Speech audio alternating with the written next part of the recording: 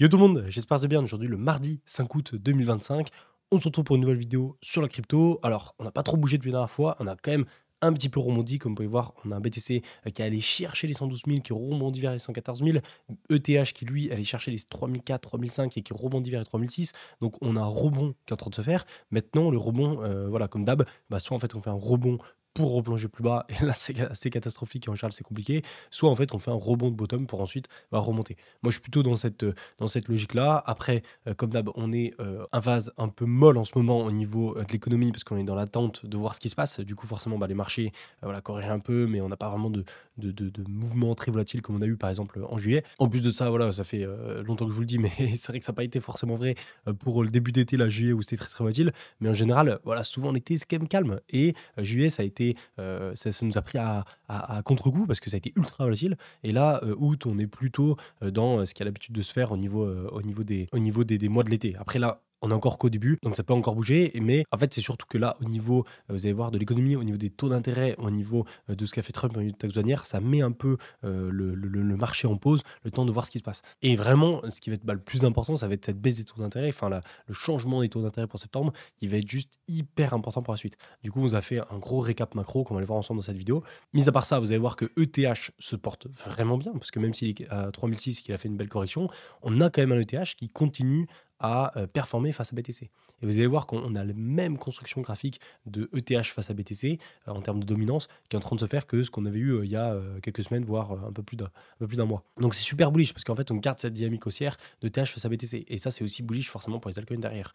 Ensuite, le scénario, rappelez-vous, des altcoins qui rebondit sur le pullback là, du Total 3, pour l'instant c'est en train de se faire. On a fait un premier bottom et le top ce serait du coup de faire un rebond comme on est en train de faire actuellement et d'aller chercher un deuxième bottom et ensuite de remonter. Et là moi je me positionnerai sur les alts. Donc pour l'instant c'est pas encore le cas. Et dernière chose que je vais vous passer tout de suite, c'est les gars Codec le small caps. Les gars, j'ai pris quasi 100 000 balles. Je sais pas si vous vous rendez compte, là j'ai fait une folie. Regardez Codec, je vous mets un tweet hier où en gros je vous dis Codec ne connaît pas la baisse, c'est une dinguerie. Rappelez-vous, c'est un small caps que je vous avais partagé en vidéo avec pas mal de précautions parce que comme d'hab les small caps tu sais jamais vraiment si ça va marcher parce que tu en as toujours 10%, peut-être 1% qui vont marcher parce que c'est très très dur de trouver en fait le projet qui va faire en sorte qu'il va sortir du lot, sortir du reste des autres projets. Mais c'est vrai que Codec, j'étais vraiment bullish dessus parce qu'ils avaient une vraie techno derrière, vrai projet solide. Ils étaient vraiment sous-estimés, je trouve, par rapport à ce qu'ils apportaient sur le marché. Et surtout, ils sont dans la niche là de l'IA robotique narratif qui est en train de pas d'exploser parce que le marché n'est pas encore en train d'exploser,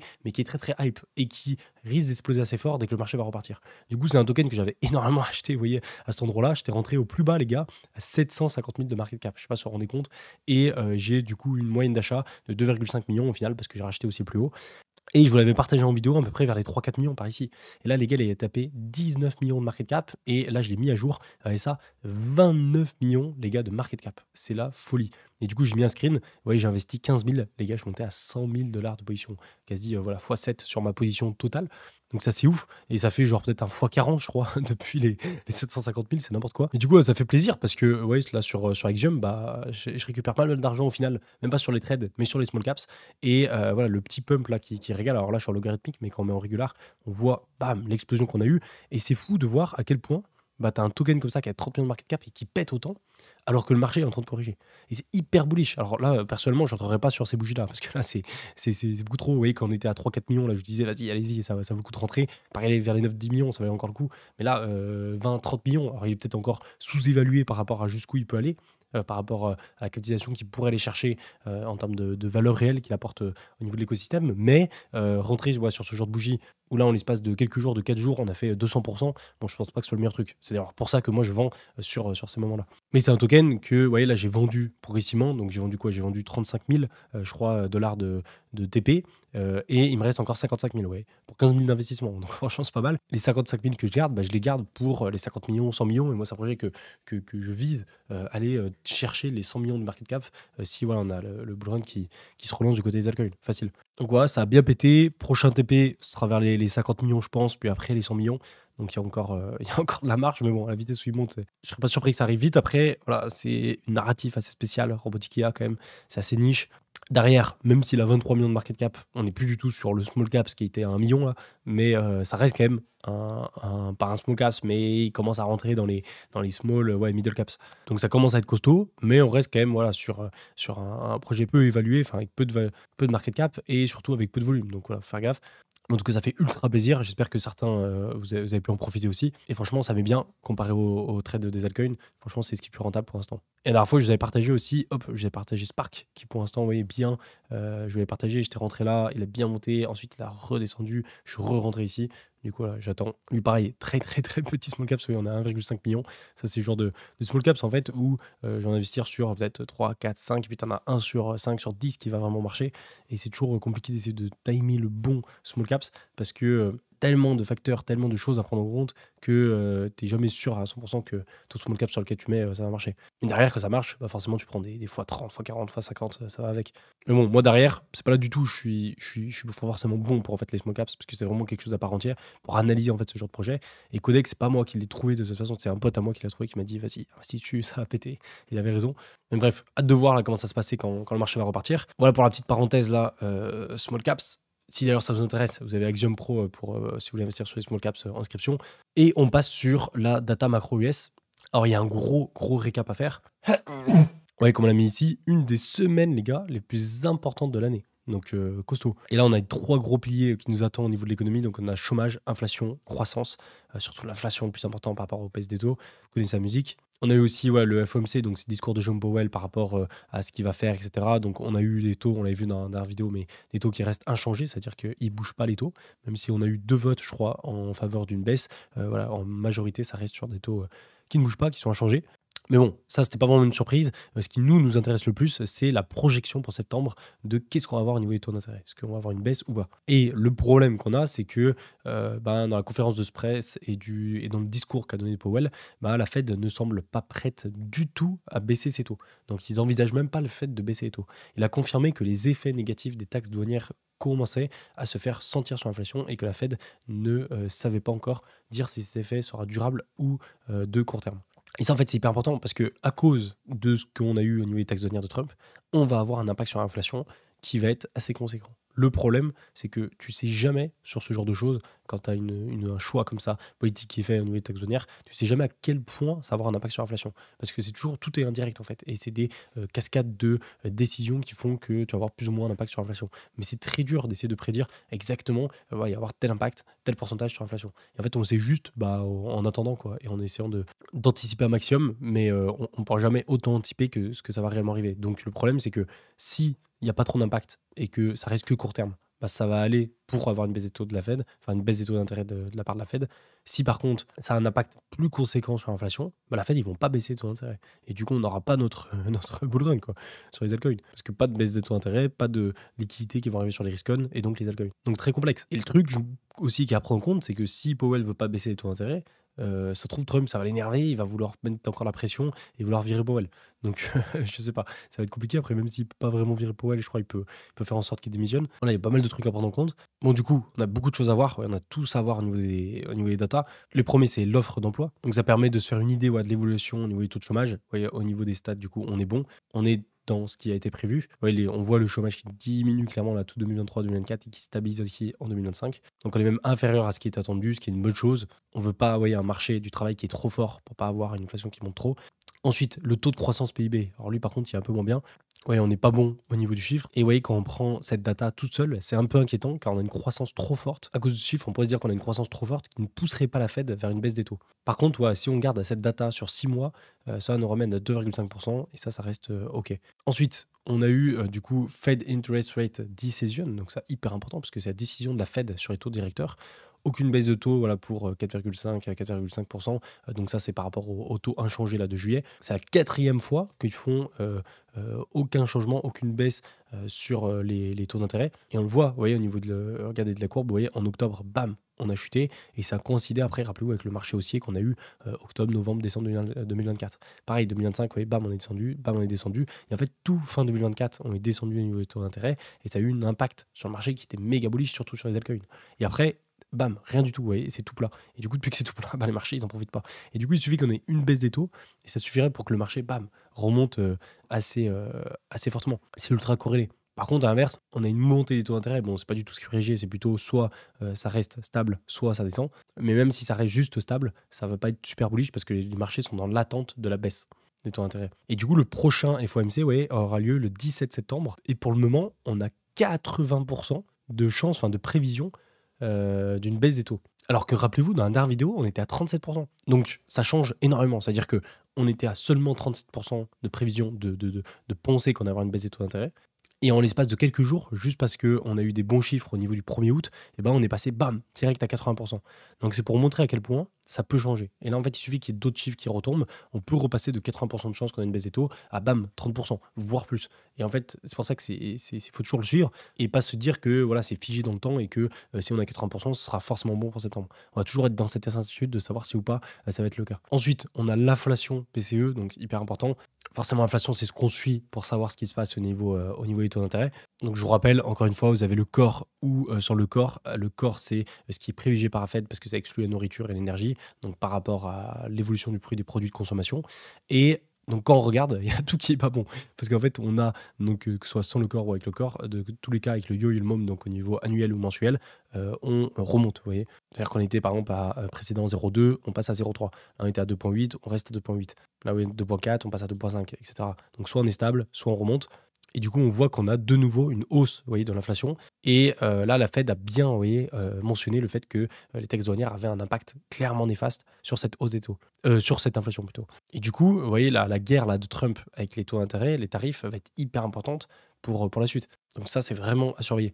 Ensuite, un peu moins important, mais quand même intéressant à regarder, emploi non agricole. Vous voyez, on a été bon au niveau des chiffres. Vous voyez, ce chiffre est bon car il indique un début de difficultés sur le marché du travail, et ça c'est une bonne chose pour l'inflation. La Fed a besoin de voir un marché du travail qui se détériore afin de baisser ses taux. Vous voyez, c'est vraiment contre-intuitif, mais en gros, il faut qu'il y ait un marché du travail qui n'est pas trop fort pour pas que on ait trop d'inflation et que du coup les taux aient plus de chances d'être baissés. On a aussi du côté du taux de chômage, pareil, ça aussi c'est hyper important. Ouais, pour faire simple, en gros, si on a du chômage, on a de la diminution de pouvoir d'achat, une baisse de la consommation et une baisse de l'inflation, puis une baisse des taux. Et en fait, vous voyez, c'est vraiment, ça se répercute comme une cascade où chômage, hop, diminution de pouvoir, baisse des consommations, baisse de l'inflation, baisse des taux.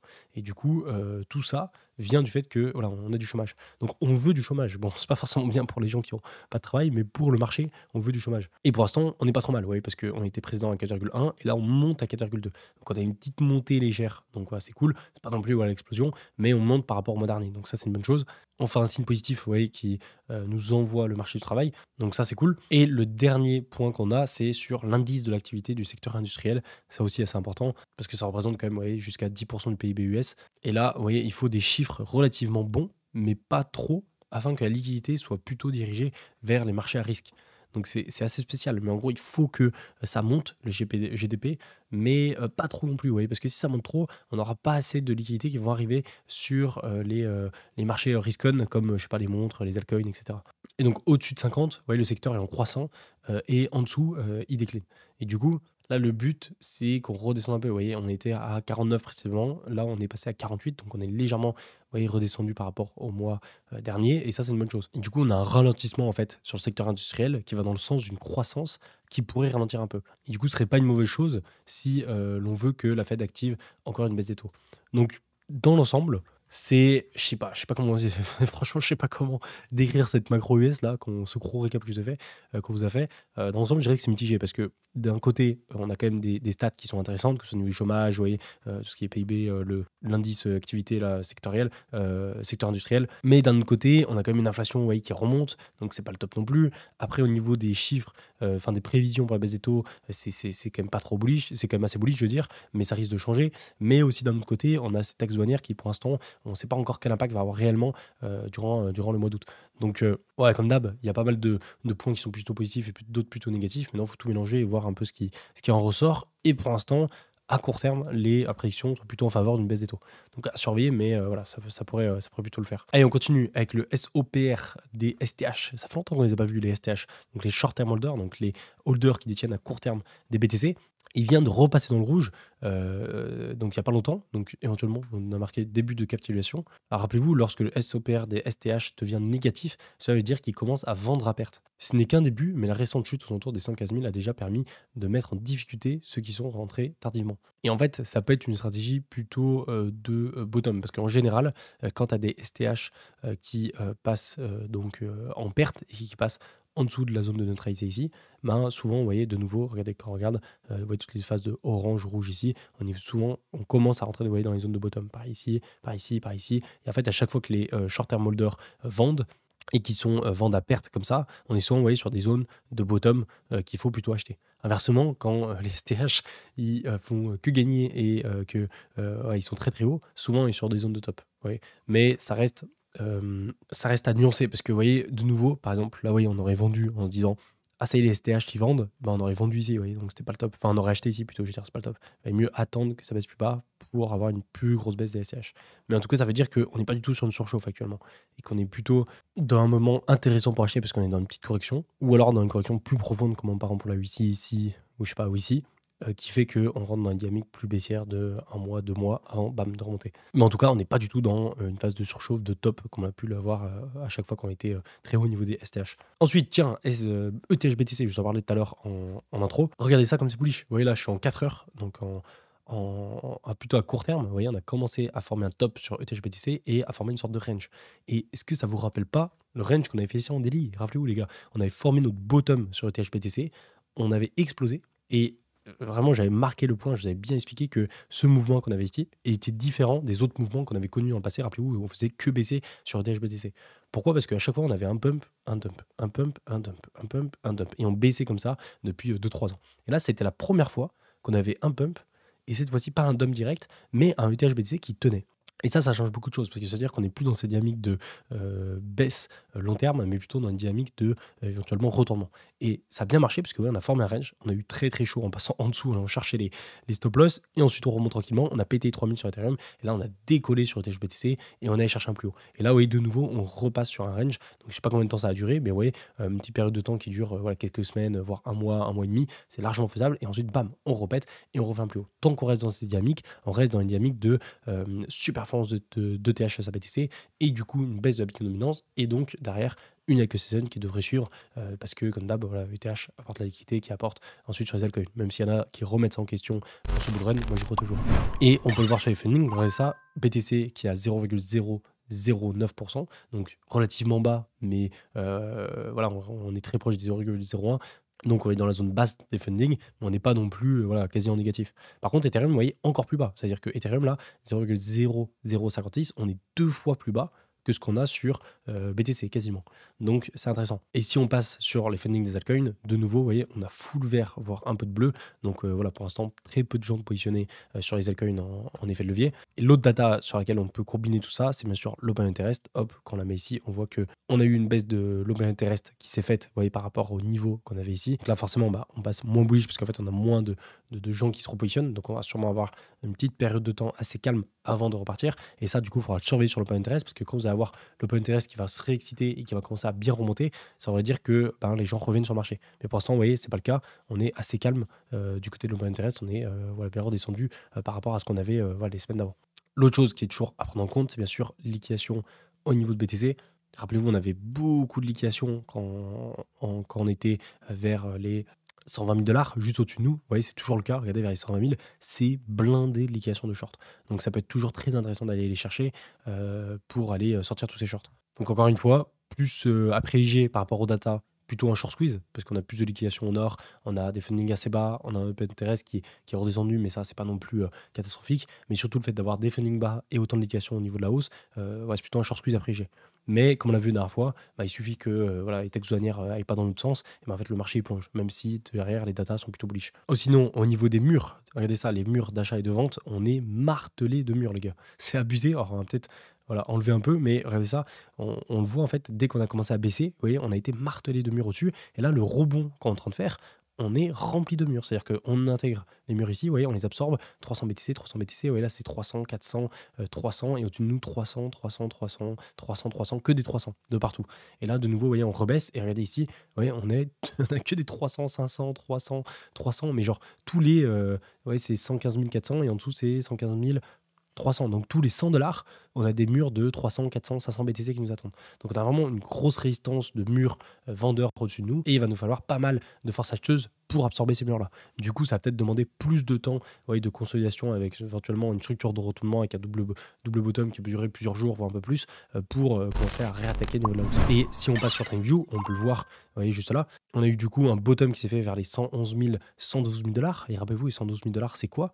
C'est le bas du ruban. Regardez ça, c'est parfait, on est pile dans le bas du ruban. Donc pour l'instant, on le maintient, on est encore dedans. On a d'autres rebonds qui est en train d'être fait. Comme d'hab, quand on commence à chuter et qu'on a un rebond, c'est toujours la question de savoir est-ce qu'on est en train de former une structure de retournement, vous voyez, pour remonter, ou est-ce qu'on est en train de former un rebond pour plonger plus bas. Bon, moi, vous connaissez mon avis par rapport à ça, hein. Moi, je suis plutôt bullish et je pense qu'on va plutôt former un double creux, un W pour commencer à former une structure de retournement et ensuite remonter. Jouer avec le ruban ici en daily pour poser un bottom et remonter. Plutôt ce que je privilégie sur BTC et les altcoins, parce que je me dis qu'au final, on a quand même plus de chances d'avoir une baisse des taux d'intérêt pour septembre, donc ce qui est plutôt bullish. Derrière, les taxes douanières de Trump, bon déjà le mal a été fait au niveau des taxes douanières. Je pense qu'on n'aura pas d'autres en fait, pourcentages qui vont tomber comme ça parce que les chances, c'est pas pour tout de suite. Et surtout, on a quand même plus de chances d'avoir des deals qui vont être trouvés entre les pays par rapport aux taxes douanières, donc ça va enlever un peu d'incertitude, ce qui est une bonne chose pour le marché. Et derrière, au niveau de BTC, quand on dézoome un petit peu en weekly, bah, on est toujours dans cette tendance haussière, voilà, avec des petites phases de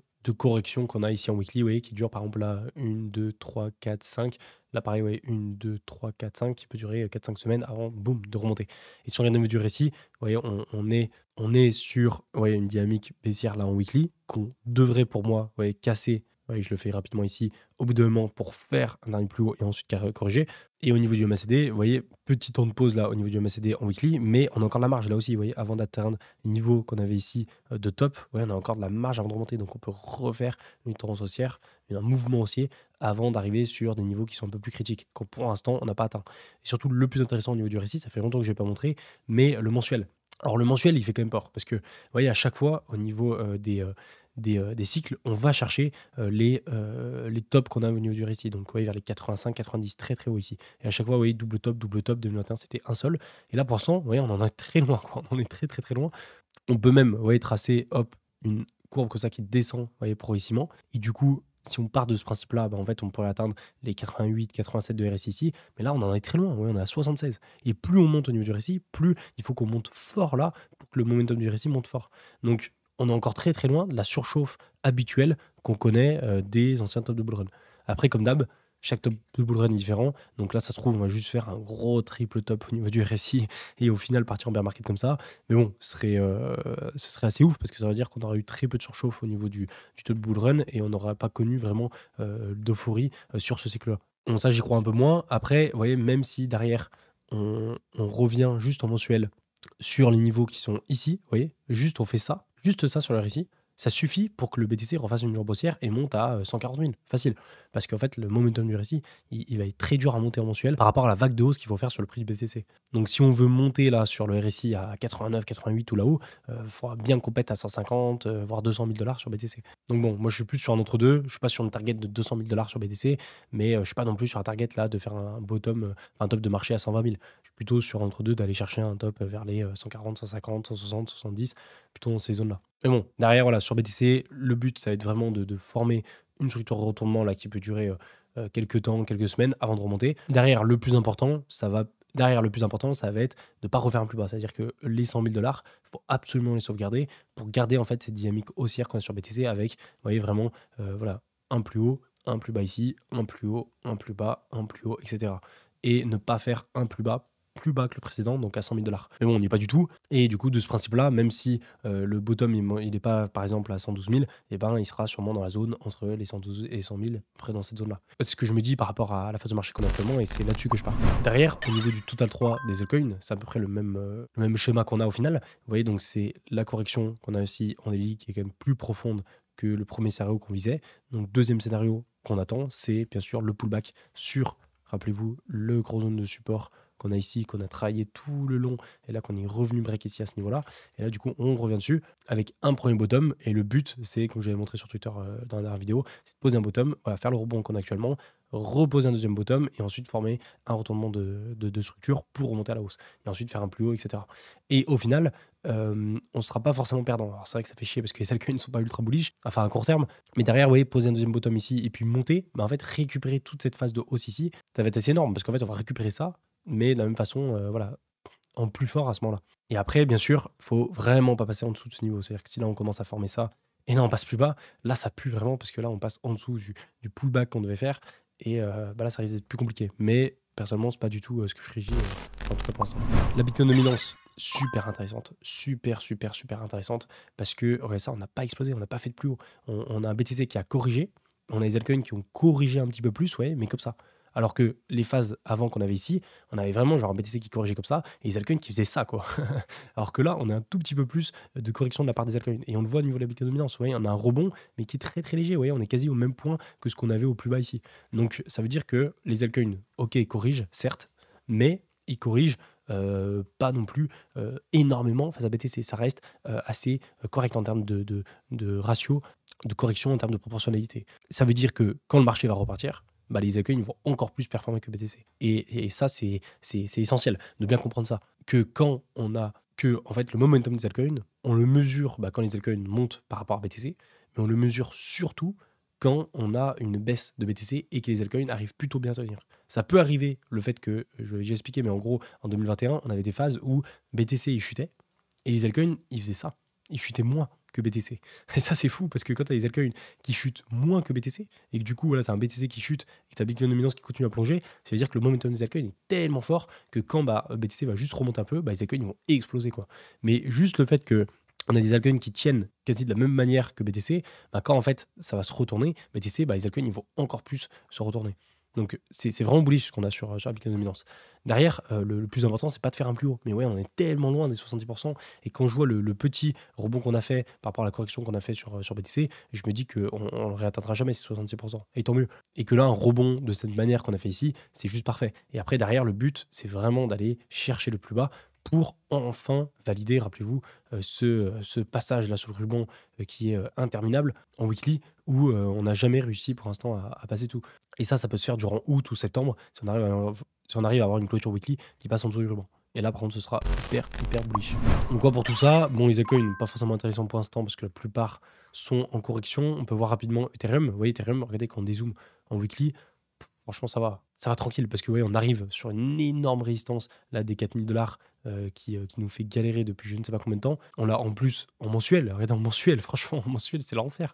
Ça fait une fois, deux fois, trois fois, quatre fois là qu'on est dessus. Et le fait d'avoir une grosse résistance comme ça, de venir un peu s'appuyer dessus juste avant de prendre le temps pour ensuite la passer, c'est tout à fait normal. Hein. Souvent, une résistance, tu viens buter dessus avant de bam, commencer à la transverser.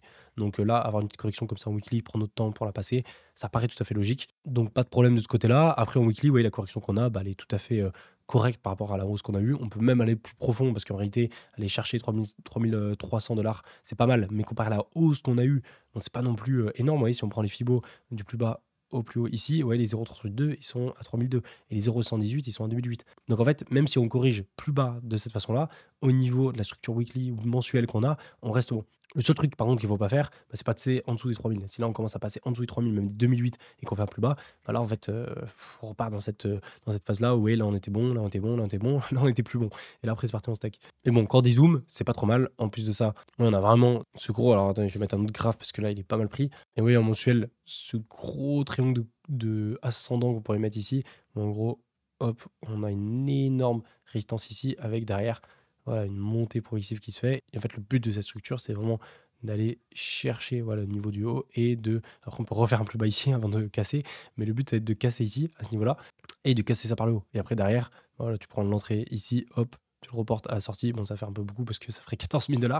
Mais en fait, il faut juste se dire qu'une compression de ces niveaux-là sur des années comme ça, bah, quand ça casse, ça va casser fort. Et du coup, on va avoir une accélération là, à ce niveau-là, quand ça va casser, qui va être assez violente. Et je pense qu'on peut très vite passer de 4 000 $ à 7, 8, 9 000 $ en l'espace de quelques semaines, quelques mois sur Ethereum. C'est largement, je pense, ce qui est préjugé. Et ouais, c'est tout la même chose, quoi. Dès que tu fais un ETH, hop, bah, souvent, tu accélères très, très fort. Même chose ici, ouais, tac, etc., etc. Donc voilà, vraiment bullish là-dessus. Après, voilà, faut aller casser les 4000, mais dans la structure de marché qu'on a actuellement, ça me paraît faisable. Et voilà pour tout ça. S&P rapidement, vous voyez, on a eu une petite correction comme ça en daily, mais voilà, on a un petit rebond. Le plus important, c'est de ne pas aller chercher trop profond à cause des taxes douanières et de pas faire un rebond qui va nous chercher plus bas. Donc ça, bien sûr, à surveiller. Même chose pour le Nasdaq. Derrière aussi le dollar, faire en sorte qu'il ne monte pas trop. Mais ouais, on a une belle bougie rouge là, pam, qui a ravalé à la baisse. Après, derrière, le plus important, rappelez-vous, c'est le weekly et de garder cette dynamique baissière de rebond, baisse, et voilà, de refaire un plus bas. Ensuite, je finis avec le commentaire du jour de Must1406 qui me dit « Merci pour ta vidéo très informative. Que penses-tu de Cookie? Il a pris très très cher. » Alors on va aller voir ça. Ça fait longtemps que j'ai pas parlé de Cookie, alors que je pense que les gars, Cookie, c'est le plus gros bag. C'est l'un des plus gros bags que j'ai en crypto. C'est-à-dire que les plus gros bags que j'ai en crypto actuellement, il y a Codec, mais ça, c'est parce qu'il a explosé. Il y a ATR, bien sûr, ATR où je suis très positionné dessus et sur lequel je suis toujours en hold. Ensuite, il y a Unxlink que j'ai pas mal. Il y a certaines privates que j'ai fait sur lesquelles je suis toujours, où j'ai un bon bag. Il y a aussi tout ce qui est Link, VET, Borg, voilà, ces cryptos-là.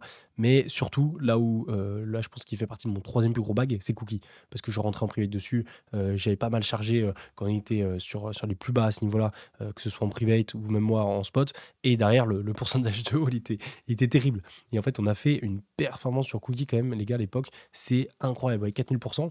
Parce qu'en fait, on était sur la narrative des agents IA et Cookie, il était en plein dedans, vraiment, il était en plein dedans. Plateforme pour les agents IA, etc. Il était parfait pour cette narrative-là. Donc en fait, la hausse qu'on a eue ici, on la retrouvera sûrement pas à ce niveau-là. Alors on va peut-être réatteindre les niveaux d'ATH, c'est possible, mais on n'aura pas cette parabole qu'on a eue ici de la même façon. Parce qu'en fait, on n'aura plus la même hype qu'on a eue sur les agents IA à ce niveau-là. Parce que voilà, c'était une hype à un moment donné, elle va sûrement revenir, mais peut-être moins fort que ce qu'on a eu à ce moment-là. Donc il ne faut sûrement pas s'attendre à la même chose. Après, derrière, moi j'avais pris quelques profits sur la montée tout le long ici, mais j'ai pas racheté la baisse à ce niveau-là. Et derrière, je compte juste prendre des profits quand ça a remonté.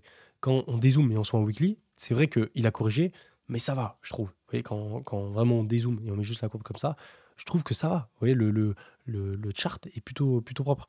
On n'a pas vraiment une baisse qui a été toute ravalée comme la plupart des altcoins. Là, on a une énorme hausse avec une baisse qui a ravalé la moitié de la hausse qu'on a eue, mais derrière, avec le rebond qui fait qu'actuellement, vous voyez, on a un peu plus de la moitié. Donc ça, c'est pas trop mal. Derrière, en weekly, on a vraiment le top qu'on avait formé là, qu'on est revenu tester ici, qu'on a break, qu'on a recassé, qu'on est revenu tester. Et là, on est revenu tester une deuxième fois, une troisième fois. Et là, actuellement, on est dessus. Donc, on est plutôt sur une zone de support. Et le but, ça va être de former une zone de support pour ensuite remonter. Malheureusement, moi, j'avais un trade sur Cookie sur lequel j'étais vraiment bullish. J'étais rentré, les gars. J'ai trop le seum parce que j'étais rentré à ce niveau-là. Il a pété, j'étais monté à plus 15 000. Là, ensuite, c'est tout descendu, j'ai rien tapé. Hop, il est monté. Là, je suis remonté à plus 8 000, un truc comme ça. Et là, bam, je me suis fait sortir à ce niveau-là. Donc, j'ai un peu le somme, c'est pas grave. Après, j'ai toujours mon gros bag en spot qui attend. Et derrière, le but pour Cookie, pour moi, serait de revenir à TH, à prendre en compte qu'il y a eu, faudrait calculer, mais en gros, il y a eu au niveau des tours privés, il y a eu des distributions de tokens qui ont été faites et qui sont encore en cours, je pense. Et du coup, plus on avance dans le temps, plus on a un nombre de tokens qui est élevé, enfin qui augmente sur Cookie et qui fait que pour aller chercher TH, il faut aller chercher plus haut. C'est-à-dire que là, si on va aller chercher la TH à 85 centimes, et pour le même market cap, il faudra peut-être aller chercher plus haut, peut-être vers les 1$, parce qu'on a des tokens en plus sur le marché. Donc ça, il faut le prendre en compte. Et oui, je pense que ça reste faisable parce que du point qu'on est actuellement à y retourner vers ATH, ça fait un 400%, donc un x5 par rapport au fait qu'on puisse avoir Naked Season, une baisse de l'appliqué dominance avec le Tota 3 qui se relance, ça me paraît faisable. Donc à surveiller, Cookie, je reste assez bullish. En plus, ils ont lancé le côté avec la création de contenu là sur Twitter, tout ça, ça marche plutôt bien. Ils sont assez flexibles, la team, sur les narratifs qui arrivent. Donc je pense qu'ils peuvent ressurfer un peu les hypes pour la fin de bull run. Donc voilà, fin de vidéo. N'hésitez pas à me dire ce que vous en pensez en commentaire. Comme d'hab, vous avez tout en description. Si vous voulez, il n'y a plus de trading, mais si vous voulez investir, vous avez Swissborg qui est pas trop mal, que j'utilise pas mal. Et je vous mettrai aussi Axiom Pro si vous voulez tester un peu les small caps. Je vous laisse tout pour aujourd'hui et moi je vous dis à plus. Ciao!